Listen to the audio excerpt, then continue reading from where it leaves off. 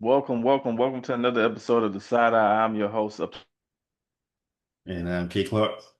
and we are back again with another episode. Happy Black History Month. I hope you all are celebrating yourselves, celebrating history, celebrating the past, present, and future, and really just taking care of yourself.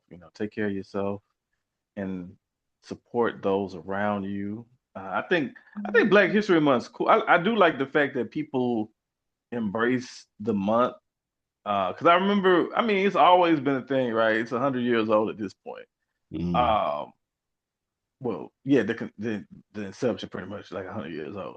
Mm. So it's like I remember growing up. It's like okay, you did hit Black History Month, and then you had people who'd be like, "Well, I don't like Black History Month because Black History is 365." And I'm like, yeah, that's cool, but this is a period where you just it's all about to me just reflecting and also just appreciating um just I guess almost I don't want to say a celebration but just a reflection almost Mm. because like capitalism comes into everything, right? So you take shit and you get like just t-shirts or you get like McDonald's commercials where niggas pop lock in and tell me, oh yeah, at McDonald's we celebrate Black History. And Uh, it's just shit like that, but at the same time, I do think it's something that it's special to me. And I think it's something that matters because I don't know, it's a dedicated it's like a moment yeah, it's out for us. it's the intense focus, I guess you can call it, because yeah, it should be Black 365, but for this certain month of this time of the year, this month, there's a focus on Black Americans and our perseverance, really, in the face of nonstop destruction, creating and inspiring, innovating, and all those things. It's important. And yes, it gets corporatized, but at the root of it, if you get, if you can excite it, if you can ignore that noise and really focus on the real purpose, it's education, it's history, which is important. Right. And then I know people always talk about so why well they always talk about the same people. And it's like, well, as an adult, nigga, you can talk about whoever you want to talk about. You can research whoever you want to research. Like I hate when people say that now, they big age. It's like, okay, there are certain logos when it comes to Black History Month. But at the same Mm, time, those people are significant American figures. mm, But at the same time, if and then niggas always say they like doing their own research. If you do your own research, then you'll find other people. You know what I'm saying? It's almost like mm, how people talk about their favorite artist that's not quote unquote mainstream. It's like, well, mm, nigga, if you like it, fine. Like celebrate it. Like mm. tell other people about it. Whatever. They don't necessarily have to be the first name people think of when they think about history. Because then, like, history is you can kind of write history the way you want to write it, right? Because you can kind of talk about people who are historic to you that might not be on the quote unquote Black Mount Rushmore. If Mm. Black history could be like, yeah, I don't know, the first integrated class at a school. Mm. The first black teacher at a school, in your neighborhood or your area, in your community. It's all um It doesn't have to be the international heroes that we all yeah, know. Yeah, exactly. It could be it personal. yeah, it could be like the Malcolm X quote in your city or in your town Yeah. that up at taught all the children about stuff they didn't learn in school. It could be Matter that of person. fact, it should be personal Mm. because this is your space. This is your what I'm saying? Like it's like you can choose people on your own to I don't want to say idolize, but to highlight, Mm. Well, even Um and there's some come across online on the Instagram posts. It's like the importance of sort of talking to and even recording in some cases, like the older people in your family. Because think at this point, my parents and I'd say probably your parents are older relatives. They lived through recent history. They lived through Jim Crow the end stages of Jim Crow, and then they then go on through the 80s and the 90s and all other historical events. I mean, they have stories to tell probably. even us at this point, we barrel towards 40. I mean, we got, we have some things that we can look back on, like maybe the Obama era, and I Oh came across this, yeah. I came across this essay on YouTube talking about, and the person who made it, she probably was, I think she said she maybe was in her mid 20s or maybe not even 30 yet, and she was sort of like reminiscing about it or like looking back at it with kind of like as someone who was a child when it happened. And I mean, I left a comment saying, well, I was in my 20s and this is like XYZ. Like, yeah, it was cool, but also there's much shit happening that led to this shit. So even us, we have, a bit of a story to tell about, things. Oh yeah, for sure. Like, and I think that's the thing about history too. It's all about the people. It's different perspectives because like one person can look at the like you have people who look at the Obama era and they say, "Man, I missed that. It was good times." You know what I'm saying? The only scandal he had was wearing a tan suit. Then you have other people who look at the Obama era and was like, "Nothing changed. It was a different Mm, color of imperialism, and most of the things that we're going through now." He paved the way for, he continued to support. Like example, mm, ICE.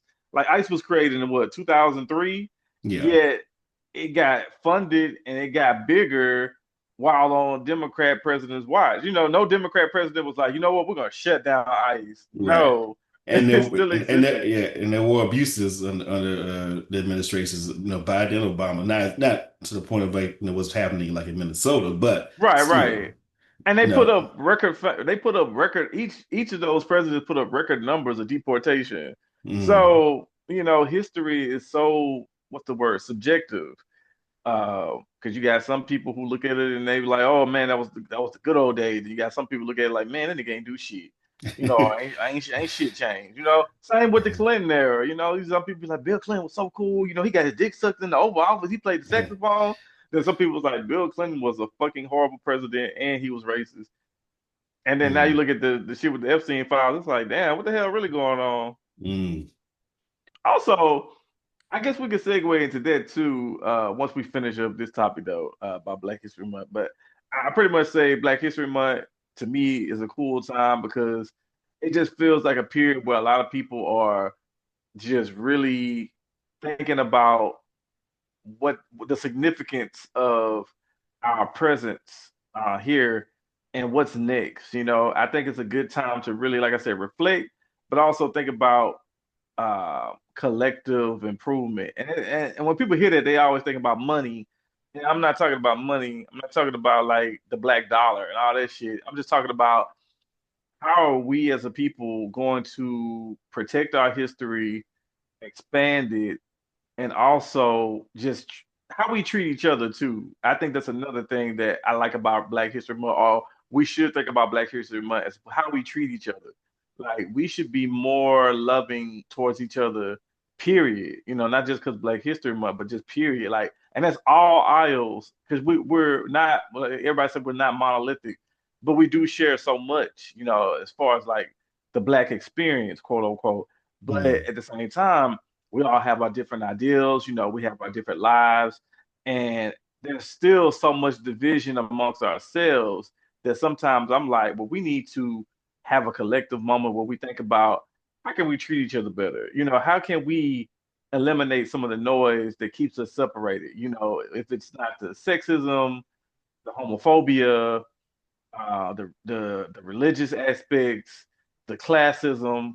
How do we learn to treat each other better? I think that needs to start being like the core of Black History Month, like a moment to just sit and just reflect and think about how do we treat each other better. Like the history, of course, the history is important, but I think the Black History Month needs to become a moment where we really sit down as a unit and think about how can we treat each other better and how can we love each other better through these times, these trying times, you know what I'm saying? mm, And look beyond just how much money someone makes or where someone's from or someone, being gay or someone, just being different from them. Because at the end of the day, we all black.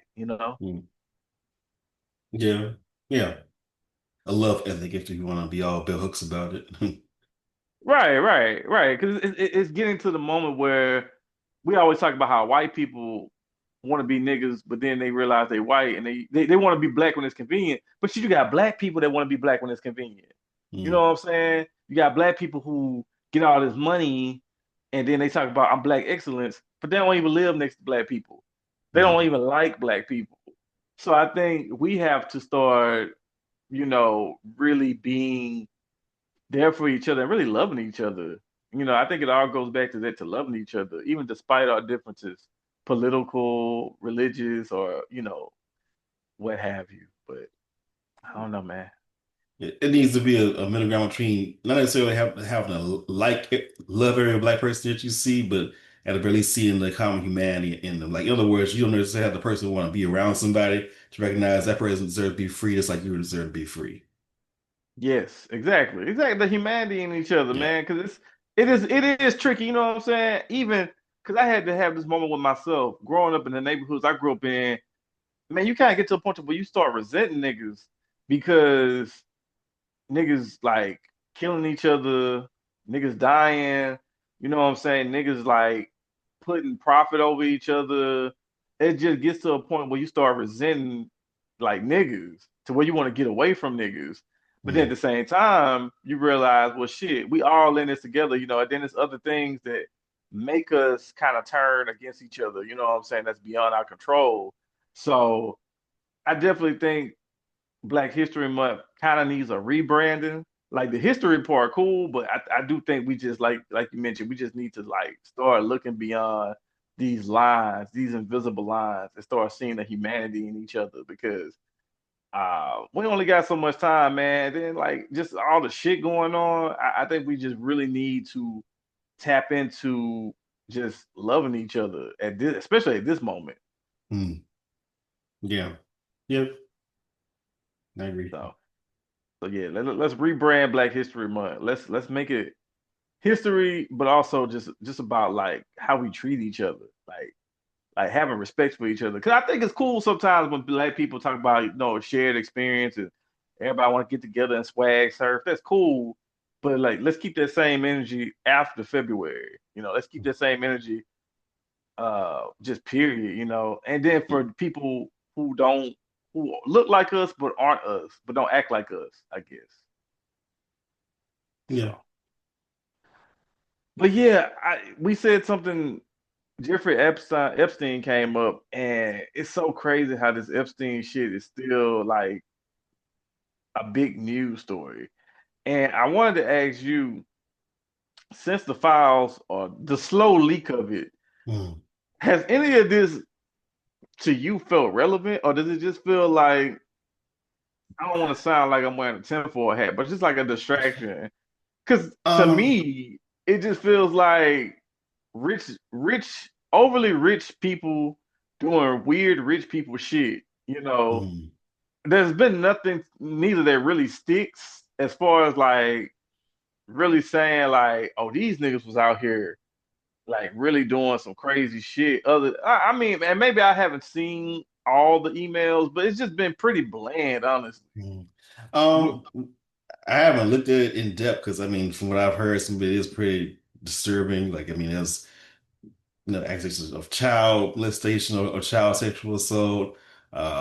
Trigger warning, sorry. You know, cannibalism. There's ideas about just the trafficking, all the really horrible, terrible things at just the bottom of the barrel. That have been talked about with terms of the files. Um, I don't know. I wouldn't know if it's distracted so much. If it's actually, I think it's actually probably if Trump had a kryptonite, I think this is probably it. Because this is the one thing that usually when something comes up, he's able to like throw 10,000 other things at the media, and they sort of like run of those things, and then the main thing, the other thing goes away. But with this, it keeps coming back. Like he'll go away for a bit, then it comes back. Go away for a bit, then it comes back, and then he's confronted again with these questions about, his relationship with Epstein, appearing in the files, the allegations that'll come up. It doesn't seem to go. It doesn't seem to go away. He can't bluster it away the way he has everything else. So in a sense, it could be like his one of his weak points. You know, he and the MAGA movement trapped themselves into a corner with this by saying, release the files. The Democrats, deep state is holding this all this corruption and rot, and they don't want to show the truth. Now they're in office, and now they won't show the files. That's why Marjorie Green turned on him and broke away, not from her overall views, but from him specifically. And other, people in the MAGA, just MAGA voters have been, so that's where the splitting is happening because they said they were like, "Oh, you promised that you would reveal the files or you would pull everything out there, but you haven't." So really, in the sense, I think it's not a immediate like tearing down, but it's like a slow fissure. More like slow fissures are breaking apart. I think with the files. Yeah, it is. I mean, because that's kind of what got us here was like people from that side Mm, clamoring for the release of them too. But it feels like such a controlled release, like it feels like mm. we're getting like breadcrumbs. Yeah, I Um, mean, but that's and, that may and that's the the may weird thing. the may be because of just the Republicans, but also Democrats. Because if both sides are quote unquote in the in those files in those videos, then it's like not on Trump is not only has an interest in keeping that quiet or tapping that down. So does some of the Democrats. Right. And which we've if seen, with the yeah. Clintons and Hmm. the So Gates. yeah. Um, Who it's was it's in a there? lot. Deepak Chopra was in there. Who else? Stephen Hawking was in there. I mean, Oh uh, yeah. then of course they had stuff about Jay-Z, which I haven't read the file specifically, but from what I know, not saying who knows. I don't know Sean Carter's who knows, but from the timeline it doesn't seem to add up because they have him being in the room with Weinstein allegedly, witnessing Weinstein, doing what does with some woman. Um, Yeah. but the timeline doesn't make sense because they said they have it in 1996. In 1996, Jay-Z wasn't nobody. This Yeah, is I mean he was really like just getting like kind of started. Like that's reasonable doubt. You know yeah. what I'm saying? So it's It's like no one. I don't think he was famous enough to be in the same room with Jeffrey right. Epstein. Well, no, So wait, Harvey Weinstein. Yeah. Harvey Weinstein. Okay, Mm, so yeah, yeah. but Because people get things mixed up typically when trauma is involved, but that it's like, well, I need it's not saying that nothing happened, but I'm saying it in order to you have there's something that needs to investigate more, and that's another problem too. People are seeing these names come up and saying be like, aha, but it's like don't go aha, just say like, oh, okay, well, we need more information. yeah, because I mean, for all intents and purposes, Jeffrey Epstein was a rich white guy who had a Hmm. lot of connections and a lot of friends. So I mean, when you're that connected, you're going to be around celebrities. Like the Michael Jackson shit, people was like, gotcha. And even I was like that. But then at the same time, of course, his fans come to provide further context. But at the same time, he's a celebrity next to a guy who's celebrity adjacent. Hmm. So, and there's all types of, it's like the Chris Rock joke. It's like Chris Rock is like, I live in a very nice neighborhood. But you know who my dentist, I mean, but you know who my neighbor is? We know what my neighbor does for a living? He a fucking dentist. You know what I'm saying? So it's like there's tons of like weird, creepy white guys who have a lot of influence and a lot of money, but we Hmm. don't know who the fuck they are because who really knew who knew who Jeffrey Epstein was as a regular person before all the scandal and shit came out. Hmm. He was a guy who was known by people who were known, and and then his web is so large. Like I was just reading an article today about how many people in higher ed he was connected to. You know, Hmm. they're the owner, one of the, I think the co-owner or somebody affiliated with the football team, the New York Giants, was in the emails. He had a very large web that expanded beyond just, A-list celebrities. It was like just people, period. Like, uh, celebrities, everyday, white collar people. It was a Hmm. very large syndicate. Network. Yeah. Yeah, Yeah, network. Yeah, and I think going back to even the Democratic side, I mean, if both parties don't want to keep it on the record because of what it could potentially be, that's why you got Ezra Klein, talking doing his spiel about, uh, his intellectual, like, what do I have concerns about Jeffrey Epstein? Yes, but also X, Y, Z. Yes, also because also, it could be this. That little intellectual dance yo, he does to try to like make shit talk about talk about someone who's taking a heel turn. I used to Mm. listen to this podcast a lot, and then Mm. I don't know if it's because he grew the beard or what, but he just says some of the silliest shit to me now. Like I don't even listen to this shit no more. I'm like, okay, Mm. I'm good. But Yeah, I think he's trying to provide cover for some of his people, with it. yeah, It's, for sure, that's yeah. what I was trying to say earlier. He seems to be making an effort to like provide cover for whoever Democrats may be implicated in in Epstein stuff. So I think that's why it feels so like all this stuff is coming out, but nothing's really happened yet in terms of like people going down because it's like you know everybody basically from blue or red, they both invested in like keeping the status quo, quote unquote, or maybe picking certain people to be sacrificial lambs, a la Jeffrey Epstein, and be like, okay, he was the big bad, he's gone, just laying in jail. Now that whole system is gone with him, like which is some bullshit because you know before Epstein there was somebody before him, and which means there'll be someone after him, But they're trying to make it seem like, oh, if we take him down, now he's taken down, he's gone, that whole world goes with him, which no, it doesn't, unfortunately. Yeah, it doesn't go away. He was just a cog in the machine. Mm-hmm. The same shit is still going on. It just has a different ring master. He probably wasn't even a ring master. He was just a guy who was like a piece of the puzzle. Because something like this, that system, it continues to go no matter who the players are. Matter of fact, there's new players. Players replace players. It's a game, Mm-hmm. and there's a point too where, like you said, there's sacrificial lambs, and I also just think it's just like ripping off pieces of a loaf of bread. We're getting crumbs. Cause we still haven't gotten that one huge big just bombshell. You know what I'm saying? I don't know, like Obama was there or some shit. Mm-hmm. Or just whatever. We haven't gotten to me just that big whole thing to make this. We just get like We got a lot of um smoke, but we haven't gotten the fire yet. exactly. You know what I'm saying? And I'm like, this shit is starting to get boring. It's like it's worse. It's to me when we were younger and the whole thing happened with Bill Clinton. This shit is worse than the Starr report, like killing the Starr and all that shit. 'Cause, like, it's like, man, I don't care. Like, I don't. I'm starting not to give a fuck until like this shit just gets scandalous. But at the same time, it shouldn't even have to get scandalous because most of the shit that's alleged, it kind of makes sense. You Mm. know when you put Yeah. two and two together and you look at the people on the board, you're like, oh yeah, okay, yeah, that matches. Mm. So I don't know. It's news for now, but at the same time, I'm starting to feel like it's gonna go away because it's just too much other shit is going on. Because speaking of the other shit that's going on, the situation in Minnesota, man, the governor of Minnesota, that motherfucker going through it, man. Mr. What Walt. Waltz.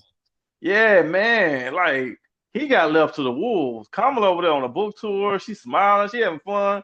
This nigga going through it. Because even before the ICE situation, it was the Somali daycare scandals, the Right. scams and everything. It was like So that was one great value white man going around talking about trying to investigate schools on their day off, and all of a sudden it's a whole thing. yeah. So that's weird. And then now you have the situation in ICE, and I kind of hate to say this, but man, it's crazy how shit escalates when white people die. And I'm not saying that you know, Yeah. uh Alex and man, what was the first Renee Renee, Good. Mm. not to say that their lives were insignificant at all, but it's just interesting how I mean it just feels like completely different when there are black people who die in Mm. situations like this. But also that doesn't minimize the tragedy at all. What I mean that's true, but just a reaction. I mean, even when you compare the GoFundMe for Renee's to Keith Porter, the black man who got shot on New Year's Eve, by an ICE agent. Mhm. Besides his story getting longer to get traction, his GoFundMe, I think it was like maybe a little bit under a million, maybe about 800. I can't even do the exact number, but Renee's within, I'd say, days, a week of her, death was like it had topped over a billion or so, I mean, which is good for her family, but that shows you the the difference. It's like a white woman getting shot in the face by an ICE agent is not part is doesn't isn't part of the plan. That's why you have some random white woman on Twitter talking about can we go back to regular police brutality.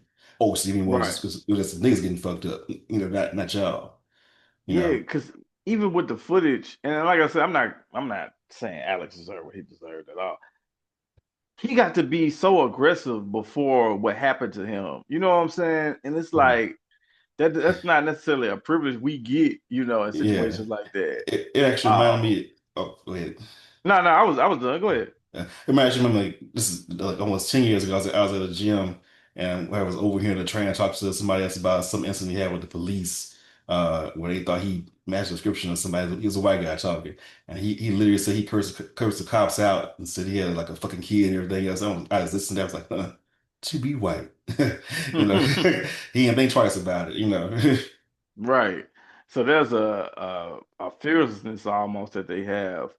But what happened didn't it shouldn't have happened. And that's the thing about ICE is that they're like it's almost like they almost feel like vigilantes, you know. I think that's what's being sold. You're patriots, and what did Dracula, Stephen Miller tell him? You unleashed. You know. Right.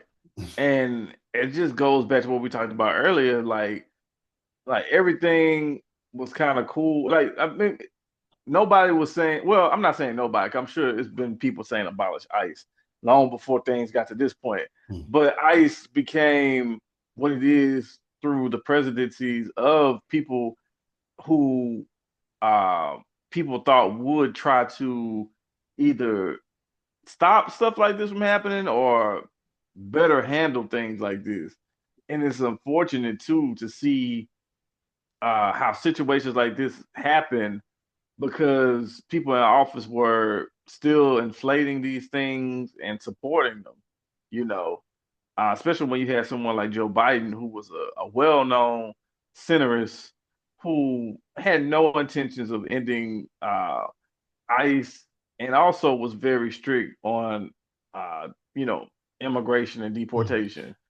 Well, you seen it now with Chuck Schumer and Hakeem Jeffries. It's like you see people after these deaths, their response is let's get body cams, and reform. It's like did they work with the police? No.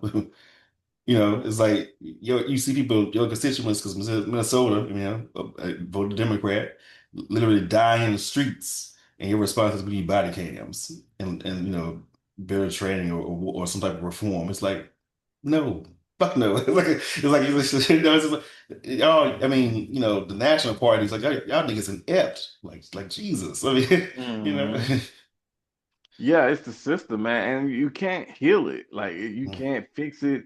There is no reform. Mhm. It's just that's the nature of the beast. And I hope this is an opportunity for Black people too to step back and realize that immigration and deportation it's a problem that affects us too. And I'm not saying that immigrants coming here, but I'm saying ICE period Mhm. existing. Because there are Black people who have died and Black people who have been taken captive. Mhm. So it's a problem across the board. So we all should be like anti-ICE and more lenient on I've heard Black people call people who aren't from here illegal and things like that. It's like nigga, we were considered illegal at one point. So I hope this is an education for certain people who feel like, because I've heard Black people also say like, oh, Black people about to be replaced, or we finna lose the Black vote because minority, other people coming over here, and it's like, man, nigga, just bro, you sound crazy. Like we were the same shit was said about us. Mhm. Now you just carrying this twisted logic, and you're sounding scared of losing your place. You know what I'm saying? It shouldn't be like that, but we've gotten so many of us have gotten comfortable as Americans, and we've gotten privileged as Americans, and we feel like we these rights only belong to us too, which is crazy to see Mhm. that logic change and flip like that. Yeah, yeah, yeah, yeah. But even it's not confined to, I don't know, Minnesota, of course, there's ICE agents in New Orleans, or. The operation, what do they call it, Catahoula Crunch or something like that. Is the operation here in ICE agents here in New Orleans. And there's been a few here in Alexandria actually, and in surrounding areas. It's obviously it's not the same as a big city in terms of just the format, the structure of the city. So you won't see it's not as congested, but they've been around.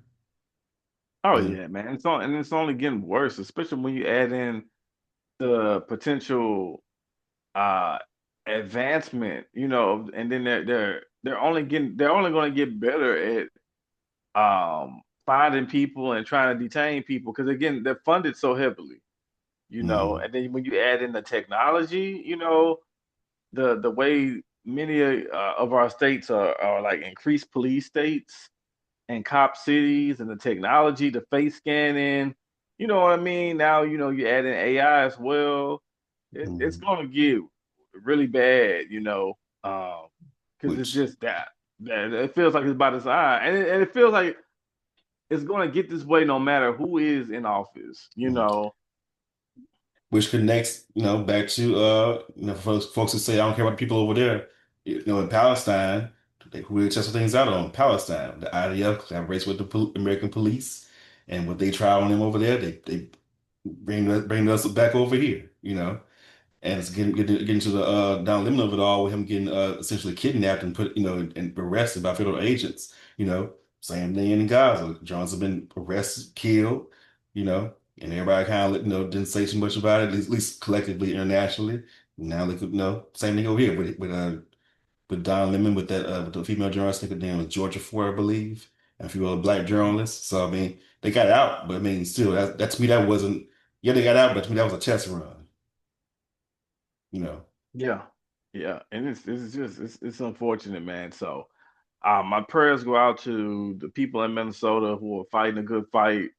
I hope that there's no more bloodshed. And man, damn, man, I hate to see it too. Like, especially with the Somalian people, because those people go through hell, trying to get there, and they Mm, built something kind of beautiful there, as far as the people there. So to go through, all these scandals recently and all this xenophobia, it's unfortunate. Uh, and it's also unfortunate to see so much bloodshed as well. yeah. I didn't know Minnesota got down. I mean, I didn't know Minnesota was that much of a ticking bomb. Even going back to George Floyd, it Mm, just seems like a hotbed for a lot of potential unrest. mm, So, yeah.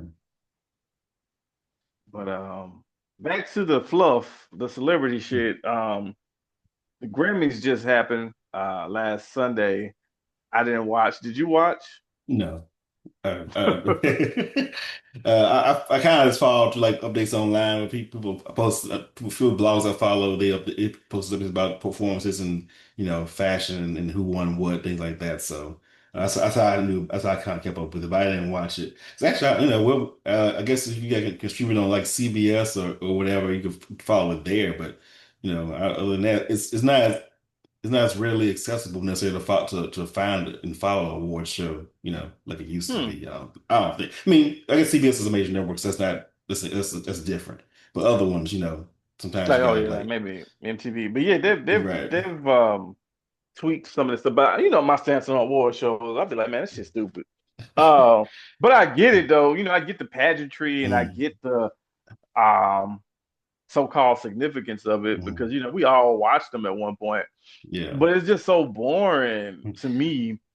Uh, And I was happy no, that go ahead. Duran Bernard won for his album. Yes, but yeah, it's cool, but it wasn't even Yeah, televised. You yeah. know, But his speech so went kind of viral, so that's good. yeah. So, So, I'm happy for him, but like that would have been such a great moment if it was like on the actual show. mm, Um, but it is the Grammys have always been like that. It's a complicated history with the Grammys and black people, period.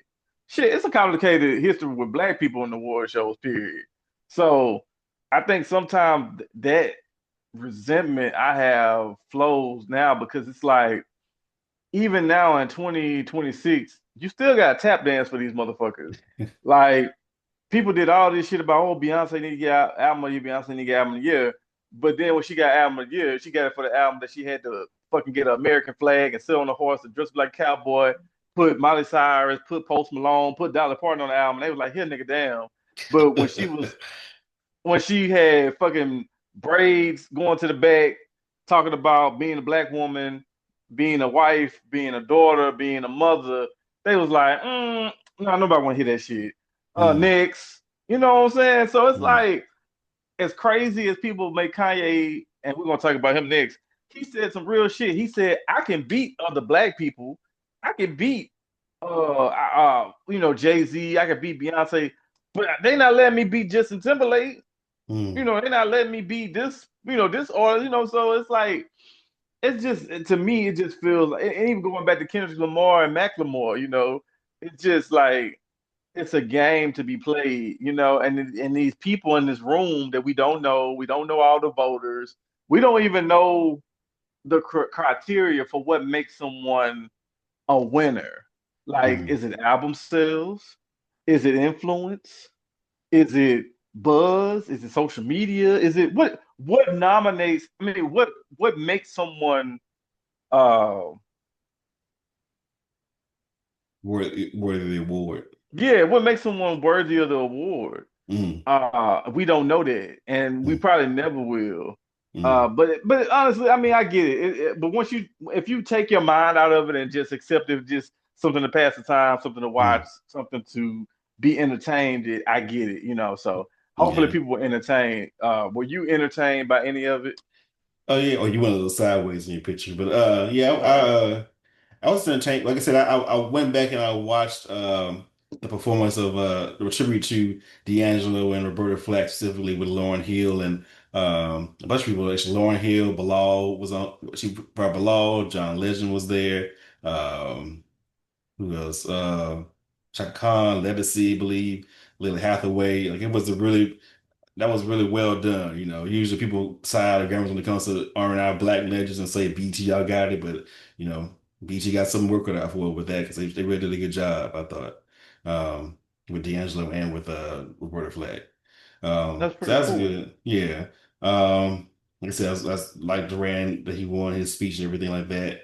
I know a few of the speeches were like had some political elements too, like Bad Bunny. He mentioned, as he mentioned Ice in his speech. A few other people did as well.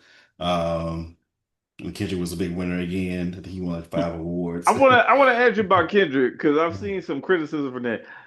So Kendrick, he had this stance where he want to watch the party die. He fucked the industry, as he Mm. said during the beef and even on GNX.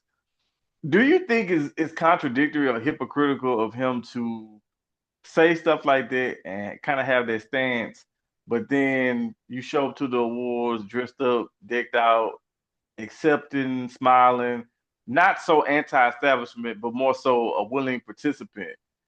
Do you think that's a fair criticism, or do you think it's just people making too much out of nothing? I mean, it could be a fair criticism. I think because I actually watched a little bit about this, Little Bill, his channel. He was talking about it to an extent by him, by Kendrick. I mean. Yeah, because I mean, Kendrick presents as, radical black politic. I'm going to shake up the system and, and say the thing need to be said. And to an extent, he'll go there sometimes, but at the same time, when there's a Super Bowl performance, he'll show up. When there's an award show to be done, he'll show up. When there's accolades to be given, he shows up. So. In that sense, him and Drake aren't that different. It's just that Drake is just more unapologetic about it, or is more, transparent about it, of wanting all the things and wanting to be all the things, and they're kind of they're more alike than different in that sense, Mm. Kendrick is I mean, clearly, obviously, Kendrick has more of an artistic intent than Drake does. There's probably things that he won't do. There's some music and songs and things like that. But at the same time, he's not, immortal technique. He's not no name. He's not dead prayers, you know, in terms of like how far he'll go. Right. And, Because and yeah, I agree too. mm, He's also an artist. I mean, he's mm, also an entertainer, and part of the job is to entertain. And it's a game, you play a game, he shows up. It's kind of like a job, right? man, if your job has like a Christmas party or maybe an awards gala or something like that, you show up to be a good sport. You know, you show up for morale, you show up, you play the game, you know. Mm, And I mean, and like we talked about earlier, as far as like Black history and everything, much of what he does with the Grammys is historic. You know, just like this past, he was the most nominated rapper, mm. surpassing Jay-Z and everything. You know, his album was did he win Best Rap Album? I think he did. I think he may have. I think he did. And I He know did he one. won record. I know he won what record of the year? Yes, that's the one Cher said Luther won, but she got her, she corrected herself. But yeah, Yeah, post share. So yeah, man. she all right. Right. So yeah, you know, Kendrick represents history at the Grammys for a black artist, particularly a hip hop artist. But I mean, at the end of the day, all these niggas do this shit. You know, they show up, they do the little, you know, grin and bear it. Cause Jay-Z was someone who boycott, quote unquote, boycotted the Grammys, but when it's Mm, time for him to be nominated on his wife, they show up. You know, so it's mm, not a real boycott. You know, but I mean, that's just the juxtaposition of being a black celebrity who also plays the game. You know, you're going to get criticized for playing the game when you might have a stance every now and again, like fuck the game, fuck the industry, mm, but you be at the industry shit. So it's just it is what it is because they are in the industry. So it's mm. like you know, you say fuck. It's almost, I mean, you can say that for all of them. Even Prince, you know, Prince wrote "slave" on his face and was like, you know, defiant and everything. But that nigga still went to the Grammys, you know, when he wanted Well, to. yeah, I think with Prince, well, true. I think with Prince, the main thing with him was ownership. That's much I Right. don't doesn't want to be in the industry, but if I'm going to be in the industry, I want to own my stuff, you know. Hmm. But yeah, he played that too. Everybody can be Sinead, because Sinead, she won a Grammy and gave hers back in like '91 for political Hmm. reasons. And of course, Right. next year she ripped up a Pope petition on SNL. So, you know, but like I said, if he were to really go there in terms of his political stances, he would happen to dead president would happen to him because they put out an album and then they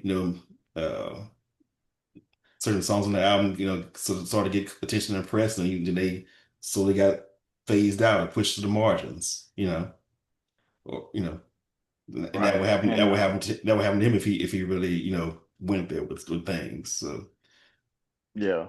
And then, you know, at the end of the day, he does have a family.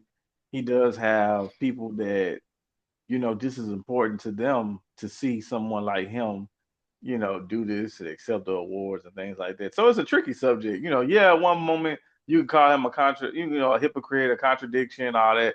But at the same time, I mean, the nigga, we're all contradictions, and you know, him especially a contradiction because you know, even saying one moment, you know, you don't want to be labeled as a conscious rapper, but then you know, you do shit like saying that, you know, you what the culture feeling or you like you trying to change this and change that. But then another song he'll be like, well, I'm just a man, you know, I'm not your savior. So it's just like the duality of man, you know, or a mm, person containing multitudes, you know. You mm. can be all these things, but at the same time, you know, I'm sure someone's looking sitting back like, man, this nigga sell out. So you can't please everybody. I think when it comes to what I realize and what I usually remind myself of the big mainstream artists like a Kendrick or Beyonce, whoever else, is just like, you know, at best, beyond, of course, you could be inspired by them as artists and be entertained, but in terms of like political action, at best, they can be on ramps to schools of thought or political things that you can become interested in through their content that they put out, and that may be the starting point, but then you have to go beyond them because they are in order to maintain their position that they have in the industry, they have to not speak on certain things, you know, or they have to uh, make sure that they keep the endorsement deals they have or the business deals they have secure because if they don't, then they lose everything. They lose the platform, they lose the access to put on the major tours and the major visual works, things like that, So you have to look at it as, they could be great artists, but they have limitations because because in order to maintain a position, you have to, limit yourself. Yeah. I mean, but then to an extent, you could probably get some leeway depending on where the cultural wind blows. Um, but you're still reined in. Like for Beyonce, for instance, would it have been bolder for her to say, uh, don't fuck with my sis, aka my trans sisters in '08? Yes. But at that time, that stance was not safe. In 2022, it was. So there you go. Yeah. And that's gonna be only so much. Mm. It's gonna be like, yeah, girl, don't, yeah, but is she really paying them like that? I mean, well, that's another Tia's getting that's another paid. Tia, Tia's that's getting another paid. Really got so paid. Well, right. So, they got paid. Yes. right. So, Yeah. but that's Yeah. another subject for another day. But yeah, man, so speaking of celebrities who have complicated relationships with not only the Grammys, but everybody, Kanye West apologized for being Kanye West the last 8 years.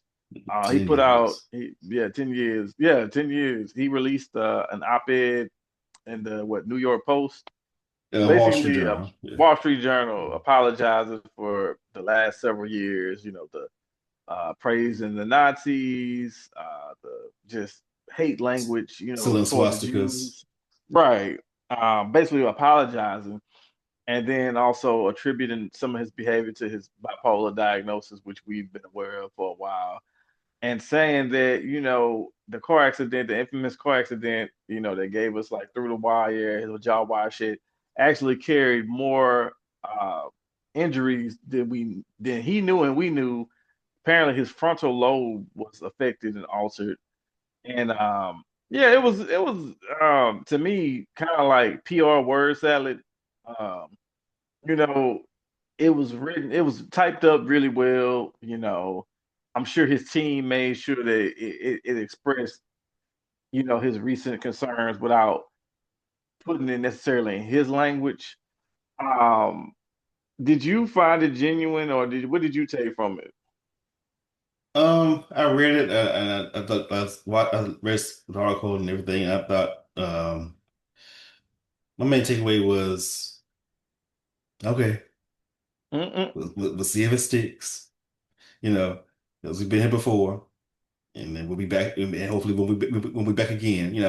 At this point, with me with Kanye, because I was a massive Kanye fan up until like I'd say 2010. I even wrote a paper about it in college, like a sociology paper. Hmm.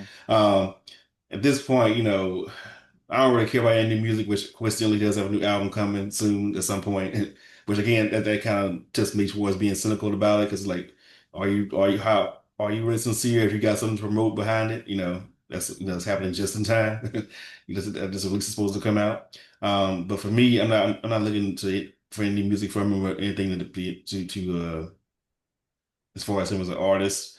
My main thing is I hope it is genuine as far as like that he is able to be present for his children, and he's married again to his wife, and he can be present for them and be a present father and be a present husband and be healthy for them and help and for himself. Beyond that, it's just gonna take time. I mean, it's been 10 years of fuckery. So one Wall Street Journal article can't wipe that away. At least not, for me. I need to see more than just that, because it's been apologies before, and there's been uh, more, I want to say crazy. That's especially with his mental health. It's been apology, but then more chaos. Then apologies, and then more chaos. It's just like at this point. I don't know. This one it may be genuine, but only time will tell. So Yeah. I mean, my thing is at this point, who cares? Like the damage has been done. I don't think who gives a fuck. Like, because the thing about Kanye is he's so big, he's so large, he's so encompassing that he still has a rabid fan base. mm, He still has people who defend the shit he says. He still has people who love his music. So, like, for all the bullshit he's done, he still has an unwavering fan base. mm. So he really didn't even have to apologize because the people who don't fuck with him, and the people who fuck with him. And it's not like he's like R. Kelly. It's not like he's somebody that just can completely be just canceled forever or whatever the fuck. He's Kanye West, so he could drop an album. His album could come out tomorrow, and he's gonna have his fans listen to it. And there might be some people who are curious who listen to it as well. But there was no need for an apology because nigga, who cares? Like, no one even talks about this nigga anymore. Like, no one's saying like, "Oh man, I can't wait to hear a new Kanye album." Like maybe his fans on his little pages and shit, but nobody. The overall culture or climate, whatever, no one's just lusting for Kanye West music outside of that fan base. Like I love the nigga too, but I don't want to hear no more. I'm to the point now to where he shouldn't make any. He should be banned from touching a fucking uh producer booth or music studio. Like keep that nigga out. Like stop ruining the memories, nigga. At least as far as the music, like let it be done. Then you talking about, oh, when I had the accident, it actually fucked my head up, nigga. All this money and access you got, I wouldn't be shocked if a doctor Ben told him that shit and he dismissed it. He was like, fuck all that. I'm Kanye West. I don't give a fuck, man. Like, nigga, you bipolar and you got injuries. Like, yeah, you probably did fuck your head up worse than you thought because you had a massive car accident and that was a traumatic experience. The problem with Kanye is this nigga never stopped to smell the fucking roses. It was always keep going, keep going, keep going, keep going. The nigga had a car accident. What'd he do? Go and make a fucking song. The nigga, had a massive breakup. What he did? Go and make a song. The nigga mama died. What did he do? Go and make an album. He didn't get divorced. What does he do? Go and make an album. Nigga, take some time to process shit. You get a bipolar diagnosis. What do? You make it into an album. Relax, chill, slow down, nigga. I just don't care about the nigga like that no more. You know. And maybe this was his last gasp at trying to like get the collective to care about him. But I mean, it's like a day late and a dollar short.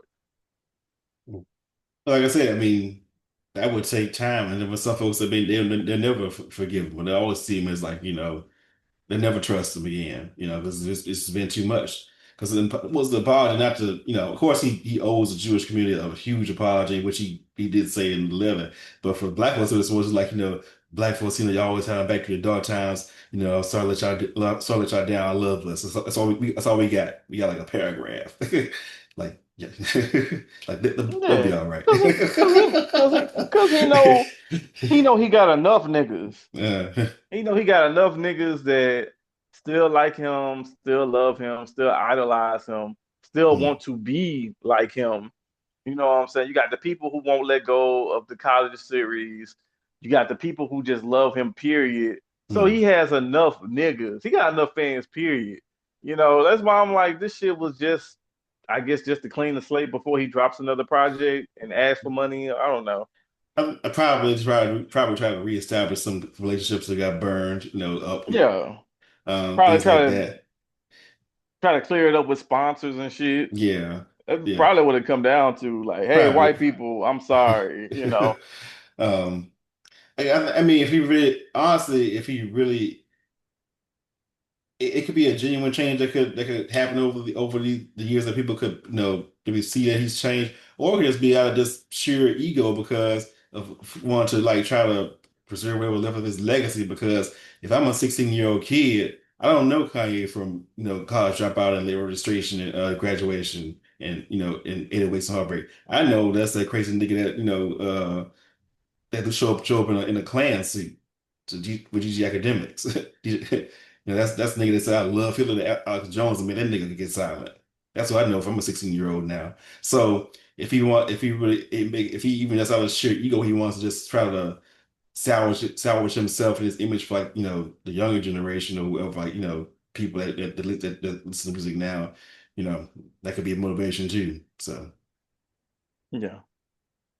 So yeah. So it is what it is. As far as with Kanye West, it's just a nigga who just did too fucking much, man, and now he's trying to salvage shit, and it's like, bro, just just go away. That's the best.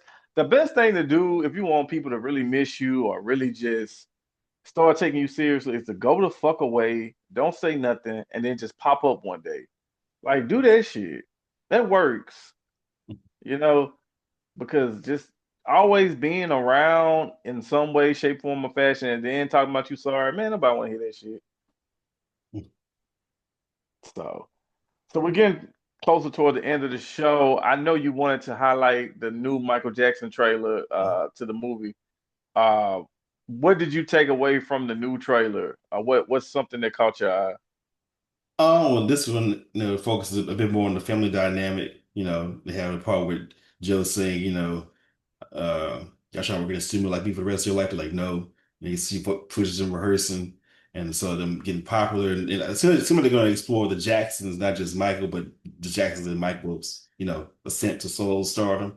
So that's that part of it, and it seems to be touching on, the let's say tense relationship between Joe and Michael. Because they got that one part where like Michael was like, I need a moment to think. And Joe's like, I told you what to think. It's like, oh, I literally went, oop, all right, Mm, we got some issues, go Michael. But so yeah, I think it for those who maybe are doubtful, I think it'll just be a puff piece. Maybe this drops with some hints that maybe they may be exploring the shadow side of the family dynamic, so to speak. Which I mean, of course, if you watch the '92 miniseries, I mean, Coleman got some shoes to fill, you know. that's He what I'm like, saying, man. I still ain't seen nothing that make me feel like this is gonna oh, surpass a or small show thing me though, something. yeah, small thing. But I didn't like the shot of Gary. It looked too AI to me, or like it looked too CGI to me. Mm.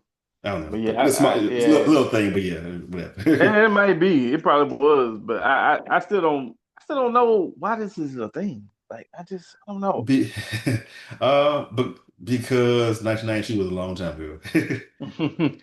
And I think it's just uh, another way just to pass on his legacy. Kind of like how you mentioned about people maybe only knowing Kanye West for one thing. You got a generation who everybody knows who Michael Jackson is, but you got another generation who they only know just like some of the highlights. You got to keep extending the legacy as an estate.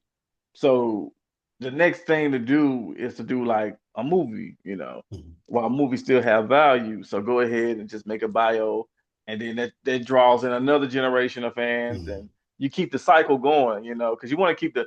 I get preserving the legacy and want to keep the legacy alive, but also as a state, you want to keep making fucking money, because don't nobody want no Jackie Jackson movie, you know. Don't nobody give a fuck about no Jackie Jackson. You can't do well, I probably would watch a Latoya Jackson miniseries or maybe a documentary. But if I was a film director too, I would probably do a Jackson documentary about the other Jacksons, kind of highlight them because there's some interesting shit about them other weird niggas too. Like Tito, why you kill fucking this Filipino lady? You only want a Filipino baby. Why y'all don't like having fully black children? But that's another thing for well, another day. well, But Joe Party won't that, so I but mean, I mean, yeah, I'm starting to come around to it a little bit. yeah, I part of me yeah. wants to see it. I I might mean, see it. I think the reason for it is because the last MJ biopic was the Flex Anderson one in the early 2000s. He was in like Cats for the Ghost. So it's been a while.